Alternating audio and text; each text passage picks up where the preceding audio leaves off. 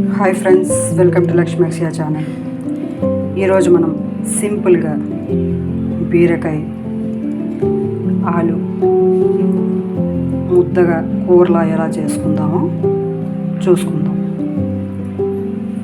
Okay, ముందుగా నా channel అయితే ఎవరైతే సబ్స్క్రైబ్ చేసుకోలేదో సబ్స్క్రైబ్ చేసుకోండి ఫ్రెండ్స్. ఇప్పుడైతే వీటికి కావాల్సిన ఇంగ్రీడియంట్స్ అన్నీ చూసుకుందాం. ఓకే, ఇలా తరిగిన బీరకాయ ముక్కలు, బంగాళాదుంపలు ఇలా నీటిలో ఎందుకు పెట్టుకున్నానంటే విడిగా కడిగేసి పెట్టుకుంటే నల్లగా అయిపోతాయని చెప్పి నీటిలో పెట్టుకున్నాను.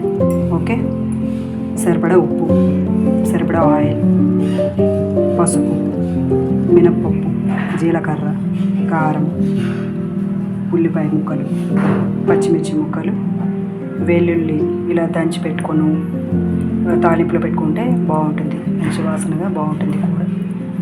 కరివేపాకు. ఇప్పుడైతే ప్రొసీజర్లోకి అయితే వెళ్ళిపోదాం ఫ్రెండ్స్.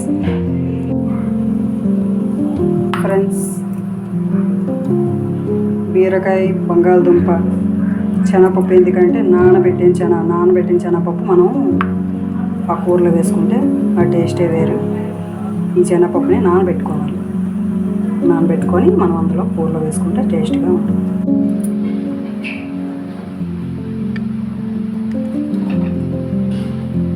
ముందుగా అయితే కుక్కర్ పెట్టుకుందాం. ఇందులో కొంచెం ఆయిల్ అయితే వేసుకుంటాం.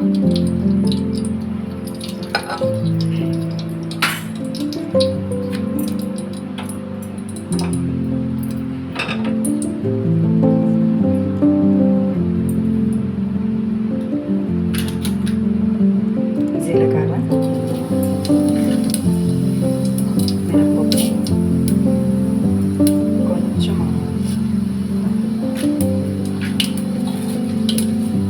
కరివేపాకు,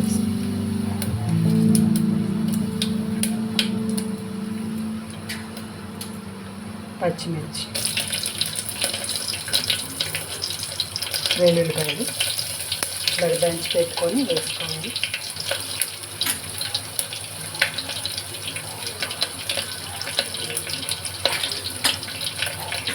నెక్స్ట్ ఉల్లిపాయ ముక్కలు,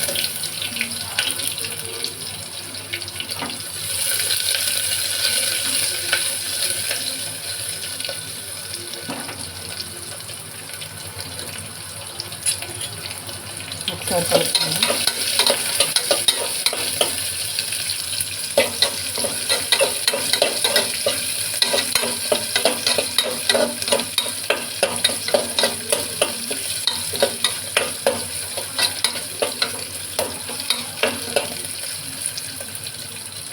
ఇందులోనే చిటికెడు పసుపు వేసుకుందాం.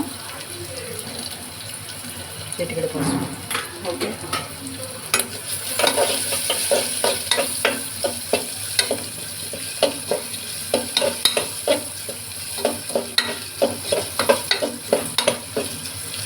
వేగిన తర్వాత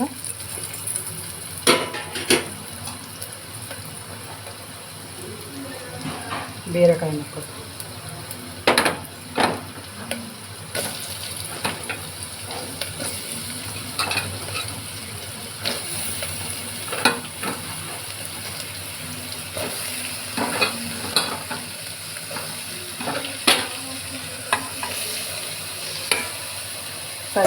స్లైసెస్లో కట్ చేసుకోవచ్చు. నెక్స్ట్ మనకి నచ్చే షేప్లో కూడా కట్ చేసుకోవచ్చు.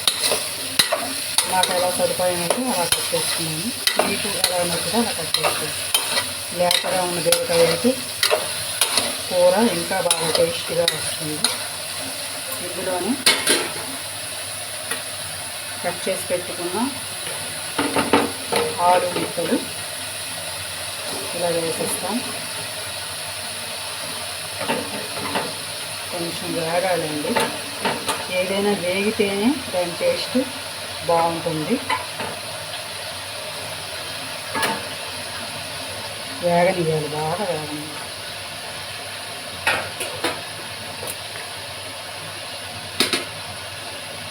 ఇప్పుడు సాల్ట్ వేసుకుందాం సరిపడా. కలుపుకుందాం.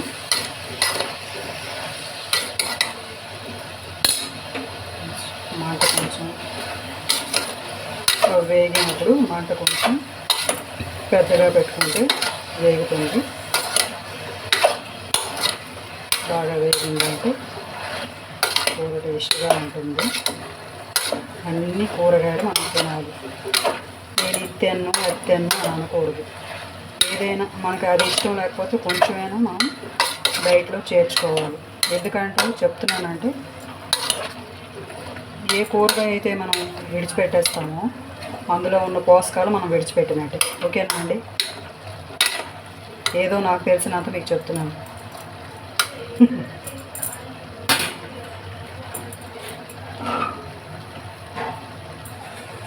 ఒకప్పుడు నేను కూడా ఇది తినకూడదు, ఇది తినాలనిపించట్లేదు, అది తినాలని. ఇప్పుడు అలా అని కాదు, అన్నీ నా డైట్లో చేర్చుకుంటున్నాను. హెల్త్ అయితే బాగుంటుంది. చెప్పాలంటే నాన్ వెజ్ కంటే మనకి వెజ్లోనే చాలా పోషకాలు ఉన్నాయండి ఫ్రెండ్స్.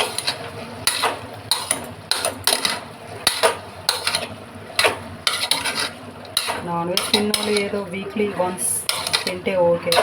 అస్తమానం నాన్ వెజ్ అయితే తినకూడదు. ఎందుకంటే ఇప్పుడు చికెన్లోని లేనిపోనివన్నీ వస్తున్నాయి. చికెన్ తింటే మేము అసలు చికెనే తినమండి. ఎప్పుడో వీక్లీ తింటే ఏదో మంచి ఫుడ్డే. ఎన్వీలో అయితే ఏదో ఫిష్ ఏదో తింటాం, కానీ ఈ చికెన్ జోలికే మేము వెళ్ళాం. ఆ చికెన్కి ఈ ఫారం కోళ్ళు ఉంటాయి కదా, వాటికి ఇంజెక్షన్ గట్రా వేసి వాటికి ½ కేజీ ఉన్నదానికి కేజీ లాగా చేసేస్తున్నారు. అవి ఎదిగిన పిల్లలకి చాలా ప్రమాదం. చికెన్ అయితే అస్సలు ఇవ్వకండి. దేశీ కోడి అయితే పర్వాలేదు.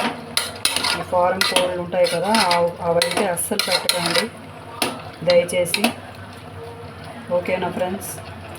ఏదో నాకు తెలిసింది మీకు చెప్తున్నాను, ఏమీ అనుకోవద్దు. ఇప్పుడైతే కర్రీ బాగా వేగింది కదా, బాగా అయితే వేగింది.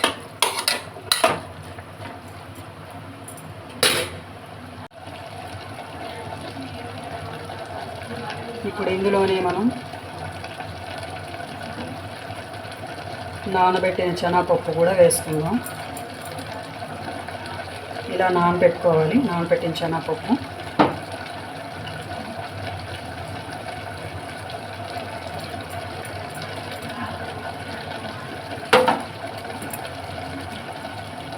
నానబెట్టిన శనగపప్పు కూడా మనం వేసుకోవాలి. నానబెట్టిన శనగపప్పు అవి ఇలా నానుతుంది.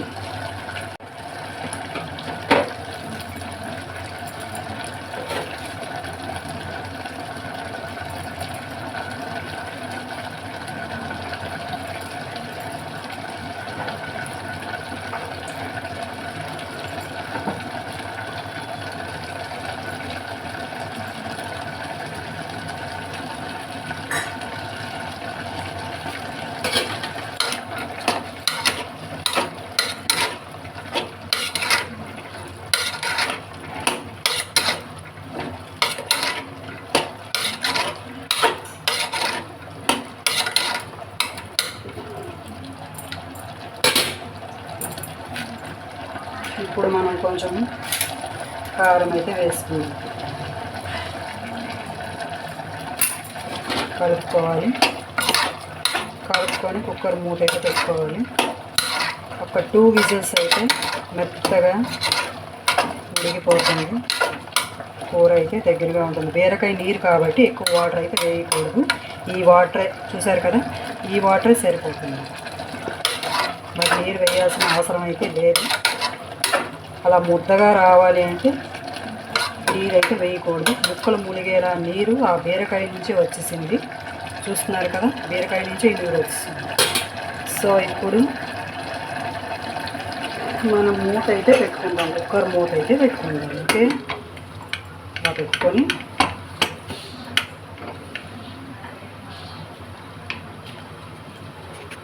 టూ విజిల్స్కి అయితే చూద్దాం. ఓకే, ఇప్పుడు మనం కర్రీ ఎలా అయిందో చూసుకుందాం.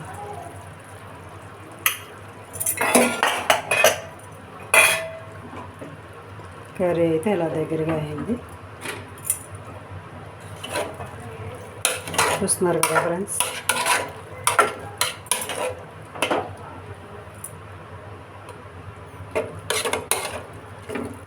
కర్రీలో ఇలా లాస్ట్ చివరికి అయితే ఇలా వస్తుంది.